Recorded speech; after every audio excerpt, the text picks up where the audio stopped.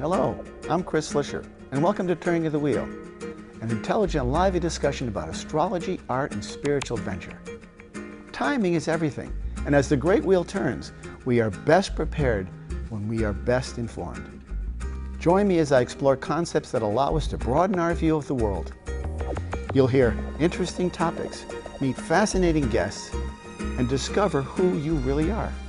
Using the time-tested practices of astrology, you'll learn how to accept change as the great wheel of life turns. Astrology, art, and spiritual adventure on Turning of the Wheel TV with Chris Flisher. Welcome to Turning of the Wheel. My name is Chris Flisher, and this is a show about astrology. Astrology is one of my favorite topics, and I love to help people understand and learn it. And as a result of doing that, I get well-known people to come on my show, and we talk about astrology. A fascinating subject. Everybody has a sign. Everybody has a birthday. So it's a great topic, and it's wonderful, and it's amazingly accurate. That's the best thing about it. Recently, I was out in Phoenix, Arizona at the International Society of Astrological Research, and there was a conference out there, and I had the very good fortune of meeting Jeff Jower. He's a world-famous astrologer. He's the man behind StarIQ.com, if you're familiar with that. He's written several books. He does a lot of work with newspapers and magazines and columns. He's a world-renowned lecturer and highly regarded in the world of astrology. And I had a good chance to finally meet him. I've been wanting to meet him for many years, but it's only at a situation like that when you get together to meet somebody that you have that opportunity. So we connected, and he's had the good luck and the good grace and the good fortune to be able to call in today to the show here via Skype. So we're going to connect with Jeff, and we're going to have a good conversation about astrology. Welcome to Turning the Wheel, Jeff. It's great to have you on and see you. Oh, it's great to be here, Chris. Yeah. And it was great to finally meet you in Arizona as well. Oh, that's great. It was a lot of fun. Really, what a great time that was out there. The weather was fantastic. It was just a wonderful time. So while I was talking to you, I asked you a little bit about your background, and you had mentioned that you actually went to school here in Massachusetts, and that you started out as a psychology major, and or were a psychology major, and yet you fused that with astrology. And I'm wondering how that fit together in your mind. It fits together in my mind, but I'm wondering how you were able to pull that off. Well, the University of Massachusetts had a program where you could sort of create your own major if you had a faculty sponsor. So that's how I was able to switch my studies into astrology. But the connection between psychology and astrology is pretty obvious to any of us who studied the subject. Absolutely. Because astrology was the original psychology. Yeah, it sort of got rebranded. It's interesting because it has the same amount of depth of information, the same amount of richness in what you can determine from the astrology chart. When you understand a person's birth date, birthplace, and birth time, you can get a very, very accurate picture of who they are. And I always think of the astrology chart as kind of like an owner's manual, a how-to manual. And when you get that, it provides an incredible amount of detail. And I'm wondering how... I think that's an excellent... Yeah. So when you... I think that's an excellent way to describe it. Yeah. When you were studying... did you come across any resistance to your major in astrology when you were studying psychology? Because I know there's many psychologists sort of, look at astrology a little bit differently, and they may think, astrology, they don't quite believe it until you actually do their chart, of course. But I wonder how people responded to your ability to do that. Well, the psychology department in those days was behaviorist. They had absolutely no interest in anything like astrology. It wasn't a Jungian-based department. There's very little Jungian psychology, and that's really about the only branch of psychology that's been sympathetic and understanding of the deep work that you and I do. Right. And Carl Jung, the famous psychologist, was the one who really helped sort of provide some credibility to astrology, because he did a great deal of work with charts and astrology years and years ago. He was really a pioneer in that regard. And matter of fact, as I understood the story, he and Freud, when they were working together, Freud was a little bit put off by the fact that he did so much time working with astrology. And it's interesting to know that. Yeah, well, Jung was open to many things that Freud was not. He was into mythology, he was into magic, he was into all sorts of things, which really represented the human wisdom of thousands of years of experience. Yeah. Psychology today, the Freudian and post-Freudian stuff, is really pretty modern and actually, as you know, Chris, pretty simplistic compared to the kind of information we get from a natal chart. Yeah, it is. You're absolutely right. Yeah. I mean, we get sort of like, I think it's instructions. It's sort of, it helps us, work on our liabilities and play up our assets. That's one of the sort of the way I look at it. You know, it has that ability to provide you with a set of instructions, and it's your choice to do them and to follow them. Well, the instructions, of course, are interpreted by the astrologer, right, which is kind of interesting, Chris, because given the same thing in a birth chart, two astrologers, understanding the core pattern, are going to give advice based upon their own values and experiences. It might not be the same. Right. But it may not be the same, and I've often wondered this. I've had people ask me that, say, well, if you put three astrologers in the same room and I gave them all the same information, would they come up with something different? And I'd say yes, they probably would come up with something different, but they'd be correct in each case. Because they'd find different assets and different aspects of what was there. And I think what we would find, we'd have a great deal in common. For example, take something like the moon of emotion in a sensitive sign like Cancer. Every astrologer is going to recognize a similar core pattern in that. Yeah. So even though we may play the tune differently, we're still reading off the same sheet of music. Yeah, that's a great analogy. I love that. I think that's a great way of looking at it. And the planets do have characteristics. Those of you who are new to astrology or understanding astrology, it doesn't have to be exhaustive, but it does require a little bit of self-awareness. It requires a little bit of work. But when you understand what's there, it provides such amazing value. When you look at your own chart, Jeff, did you think of yourself? I mean, it's difficult to look at your own chart. I understand that sometimes because it's a little bit too close to you. But were you able to see patterns in your own life, and did you see a proclivity for astrology? Well, on some level, I did, and that's the same proclivity I had for psychology, right? Which is a deep interest in the underlying motivations and behavior of people. Yeah. No, that's very true. It's very accurate. And the interesting piece of it is that psychology sort of takes a very scientific approach, and astrology is much more of a philosophy of sorts, or a methodology of interpretation. And the interpretation is, like as you mentioned, it's based on years of empirical data. And in some ways, you would think, I'm curious how you feel about this. Do you think astrology becomes more accurate with time simply because we have more data? I think so. I think it also requires a bit of life understanding and intuition as well. Right. Astrological information describes the raw ingredients of a personality and the cycles in their lives. How they live that out is interpreted in many different ways. And as you know, Chris, yeah, you've grown in your practice as an astrologer and your self-understanding, and that the symbols grow with you over time. So when we begin astrology, and when I looked at my moon in Scorpio and saw certain aspects of intensity associated with it, I've still been developing over years later a deeper understanding of how that very symbolism has grown and affects me in ways I didn't notice at first. Yeah, that's very true. And I often think of it as a practice, much the way a doctor practices. And there's a lot of great jokes that go with that, of course. But the idea is that the longer you practice, the better you become. And it is just that. The deeper the information becomes, your knowledge is increased, you have a greater awareness. It becomes a much richer kind of a dialogue. Now, where do you think... do you think there's astrology is entering into the mainstream more so? Do you think people are becoming more aware of it now? The reason I ask that is because with Neptune in Pisces, as it currently is, you would think that there might be a heightened awareness of spirituality. I mean, this is very much of now Neptune, for those of you who don't know, goes around the zodiac wheel about 168 years, and when it comes back into its native ruler, which is Pisces, it has a heightened a quality, and Neptune as a planet brings about that sort of quality. I'm wondering how you feel about that.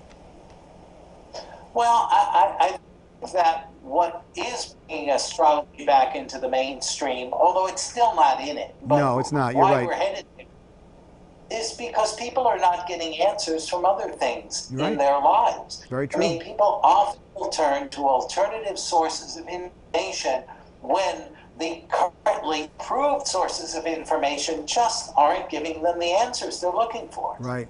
That's a very valid point, and that's very frustrating. I would think, you know, if you're a seeker, if you're curious about yourself, if you're a seeker, if you're trying to find out something about yourself, and really, you know, you're only on this planet for a short time. You want to get the most bang for your buck. I mean, you really want to be able to maximize your potential and live to your greatest assets, because we are all given a set of aspects, and in an astrology chart, you know, oftentimes those are difficult lessons we have to learn. But when you are, as I always say, when you're best prepared, when you're best informed, you are best prepared. And astrology is a preparation, motivational divination tool in that regard. It has that quality. Yeah, I think, Chris, that sometimes we deal with a misunderstanding about astrology in that the public believes an astrology chart is totally deterministic, and that what we say about their personality and we say about the cycles of their lives are something which negates their choice and their free will. That we know is far from the truth. Astrology is a source of insight that we grow from if we're willing to grow as people. If we're fearful, if we're narrow, if we're looking for answers that limit our life choices, well, you can put that into astrology if you want to, but that's not astrology's issue. That's the user's problem. Yeah, that's true. And that's why I think there's a certain, some of the responsibility depends upon the individual to do that work. And it is a bit of work. And I think you're right about the fact that people are unwilling to perhaps to do that work, and they see it in a much different eye. I also think that in many ways, people are not willing to dig deeper. I've been trying to push people to understand their rising sign. Just, you know, most people know their sun sign. Everybody knows their sun signs, but get to know at least one more data point, either your moon or your rising sign in your chart, to embellish what you're getting from the chart. So then when you go to the newspaper or your favorite website, or go to Star IQ, for example, and you read Aries, make sure you know your rising sign if you're an Aries, and maybe that's Sagittarius. Then you read the two of them together, and you're going to get far more granular information about the theme that you're living at that time. And that's, I think, is a good advice for anybody. I'm sure you give the same advice to people when you meet them.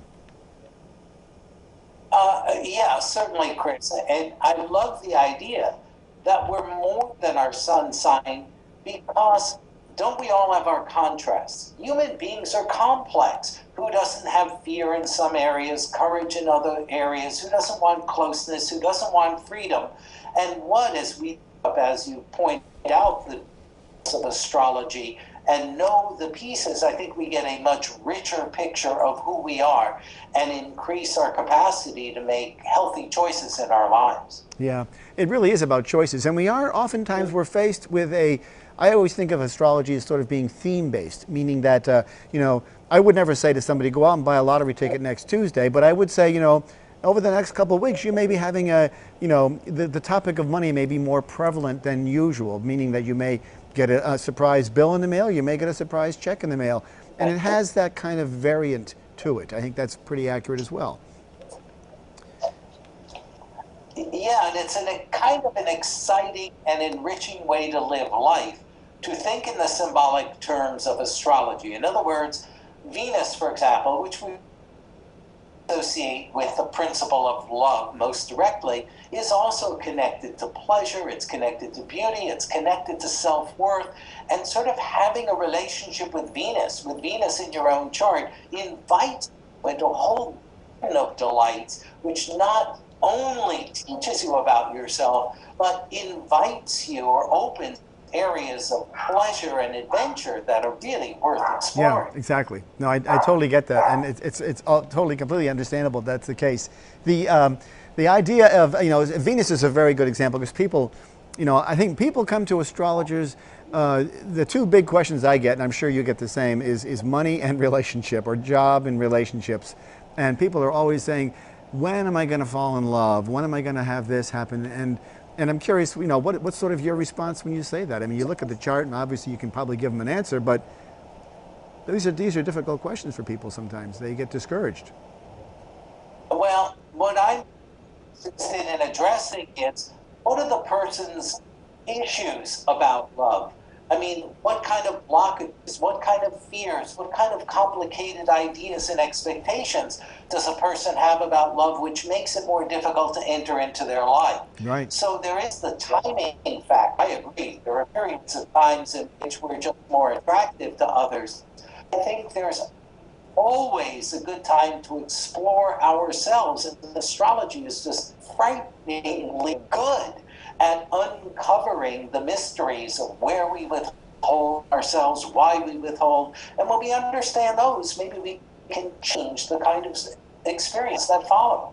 Now, that's a good question. Do you think that people can change, they can't change the placement of their birth chart, their order, but can they change say a behavior pattern through astrology? Can they, if they can identify, like say perhaps a person like myself, I can be very impatient at times. I'm an Aries, okay, that's part of my deal. Can I redirect that impatience, do you think? I certainly have opinions about that. I'm curious what you feel.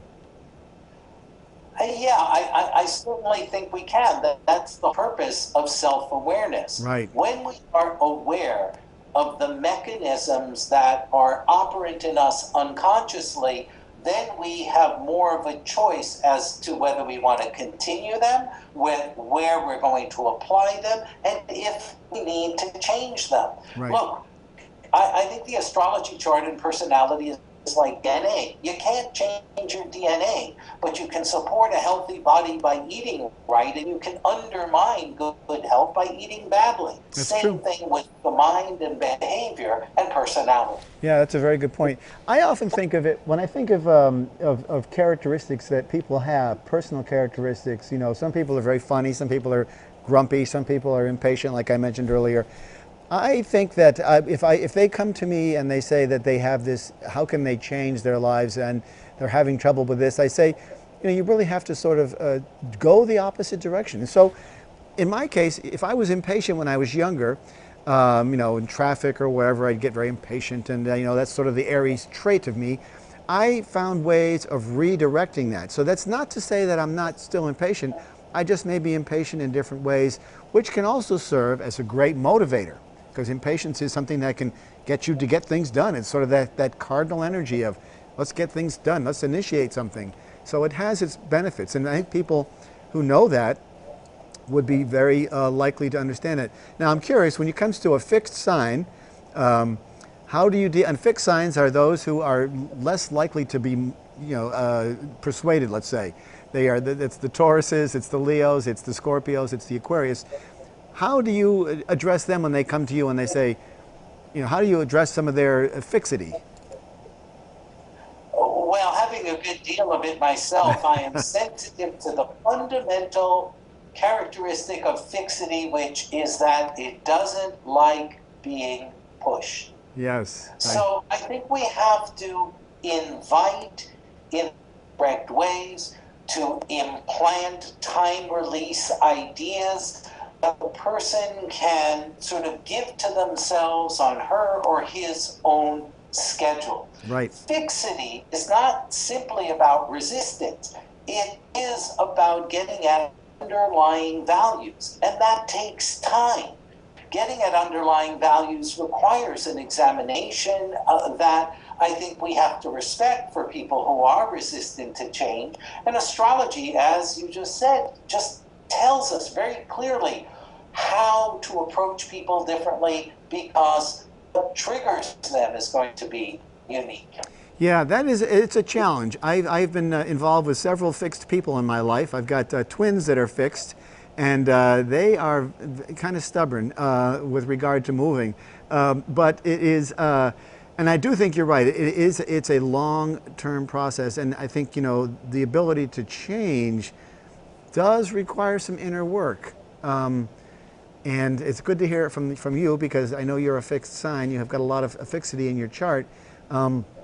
It's good to hear your perspective on it. You know what I just was thinking about? I was wondering if you find yourself, having a background in psychology, I'm wondering if you find yourself sort of switching hats sometimes, or wearing two hats when it comes to this. Do you find that the case? Well, I don't see the separation between psychology and Ah, astrology in the okay. core sense of what psychology is. Right. It's not Freudian technique, it's not behaviorism, it's not Jung. Psychology is the understanding of human behavior. And I've always had that interest. So astrology and psychology just flow through me, just as I think for many practitioners, when you're working as a counselor with somebody, you may be using astrological terms, but your sensitivity, your insight, and the ways that you express yourself would be inclusive of any psychological training that you'd had. Yeah, and I think that's a very, very good point. I think that people are often put off by what I call astro talk, and it's sort of that we when we get together as astrologers, we all know what we're talking. It's like getting into being in a room full of doctors. They're all talking about anatomy, and they all understand the language because it has its own vernacular. We have our own language, our own dialogue, and our own vernacular that we use as astrologers. But I think when we're dealing with clients, it's important to use humanistic terms that they can relate to and define, rather than saying, you got Moon and Scorpio. You want to be able to let them understand what that means. They have to be able to translate. That's really our role, don't you think? Yes, and I know that there's a wide range of styles among practicing astrologers. There are some who never use any astrological terms. There are some who use a moderate amount. There are some who use a great deal. And I think, the bottom line is effectiveness. And while I agree, Chris, overloading a client with astro talk is not helpful. I do have clients who are interested in astrology, and for them, using some of the technical language enhances the experience. Yeah, it becomes. But it varies according to the practitioner and to the client. Sure, I can see that for sure. I think that's a very valid point, because people naturally, a lot of my clients naturally are curious about astrology, and I oftentimes find myself in the middle of a reading actually educating as well as doing the interpretation, which I think is very valid, because I think people want to be able to be empowered, and astrology is an incredibly empowering tool. And when you understand it and you can use it effectively, the more you know, the more you grow, and you become a much richer person. And we do sort of evolve into our charts, perhaps at different times and different seasons, but nonetheless, the potential's there. When you look at famous people, it's fascinating, and I've always been wondered about this, and this is just sort of a rhetorical question for us to discuss.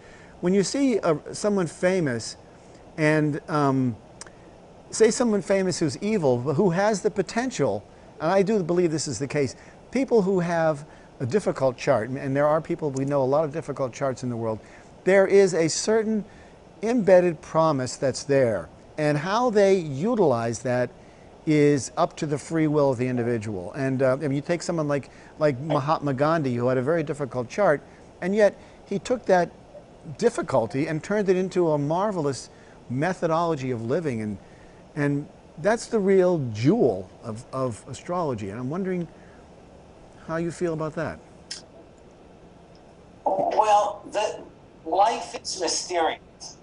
Even with all of the descriptions of behavior that we can do as astrologers, and the understanding that we have of motivation, what is unknown vastly exceeds what's known. Not just for astrologers, but for all humans. Right. I mean, individuals who subscribe to particular religious or spiritual beliefs have a set of answers that were given to them by someone else. But if you do not have that, an inquiring mind has to recognize that there's a vast amount that we do not understand. An astrological chart does not tell you the level of consciousness of the person it belongs to. So you can have a difficult chart like Gandhi that was acted out, perhaps both by his personal karma, his story, but also history and culture may have carried the best parts of him forward. That material does not live in a horoscope. that lives in the mysterious realm of free will. And also, a very good point, is also time and place, because a person like Mahatma Gandhi, had he been born at a different time, would have had different characteristics or a different place. So circumstance and surrounding does play a significant role in the outcome of the person. And as you say, you know, the free will is very much a piece of it. And we do have free will. But what astrology does that's, I think, most useful is having free will and this sort of palette that you're given as a human being.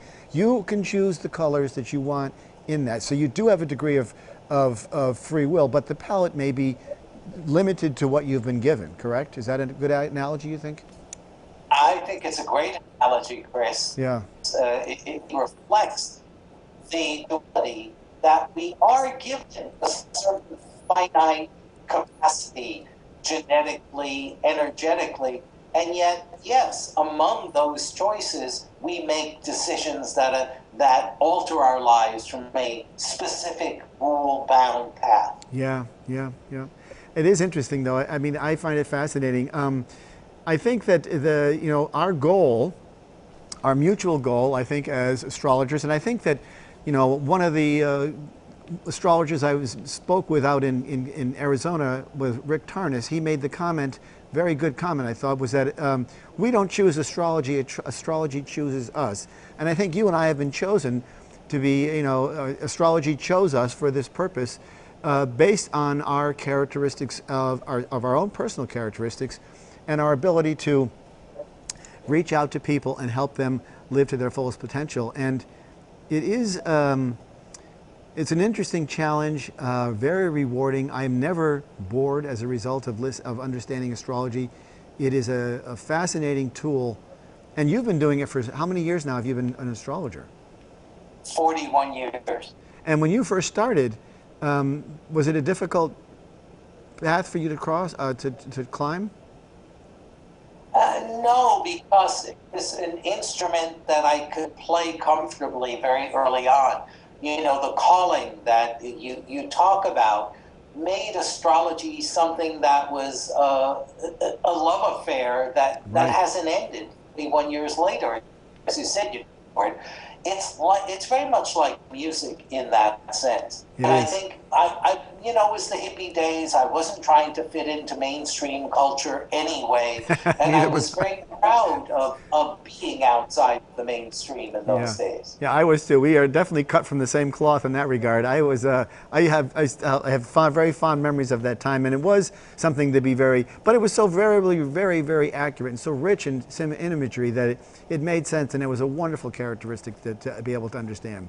So it's been great to have you on today, Jeff. I really appreciate you calling in. We've been doing this via Skype, and thank God for technology, because we couldn't do this otherwise. And so we do have our blips every now and then, but here we are connected through the ether, through the internet as a result, and it gives us a great opportunity. My guest today has been world-renowned astrologer Jeff Jower. He is the man behind stariq.com. And is there any other website, Jeff, that you want people to be aware of? Yes, asabove.sobelow.com, which is my personal site. How did you get that website? You must have been quick on the jump for that one. I did. I bought it 16 years ago, and I finally launched it last month. Wow, that's a long time coming, but that's good for you. It's one of the tried and true things about astrology. As above, so below. My guest today has been Jeff Jower, StarIQ, asabove.sobelow.com. Thank you, Jeff, for coming on today. It's always fun to talk to an astrologer, and you're one of the best. Thanks so much. Take care. Thank you, Chris. You too.